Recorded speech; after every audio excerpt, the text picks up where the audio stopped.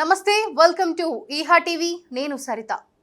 BRS BSP మధ్య పొత్తు కుదిరింది. లోక్సభ ఎన్నికల నేపథ్యంలో ఉభయ పార్టీల అధినేతలు పొత్తుపై చర్చించారు. బీఎస్పీకి 2 సీట్లు కేటాయించాలని బీఆర్ఎస్ అధినేత కేసీఆర్ నిర్ణయించారు. మరి ఇందులో భాగంగా నాగర్ కర్నూల్ అలాగే హైదరాబాద్ లోక్సభ స్థానాలను బీఎస్పీకి కేటాయించారు. ఇదిలా ఉంటే నాగర్ కర్నూల్ సీటును బీఎస్పీకి ఇవ్వడాన్ని ప్రభుత్వ మాజీ గువ్వల బాలరాజు స్వాగతించారు.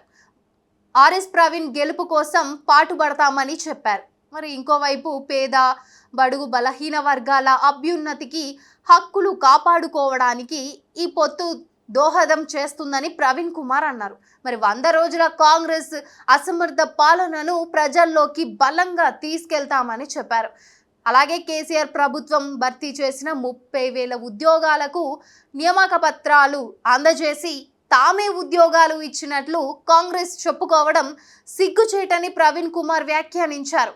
బీఆర్ఎస్ తోనే తెలంగాణ ప్రయోజనాలు కాపాడుకోగలమని, నాగర్ కర్నూల్ లోక్సభ స్థానాన్ని గెలుచుకొని కేసీఆర్ కు కానుకగా ఇద్దామని ప్రవీణ్ కుమార్ అన్నారు.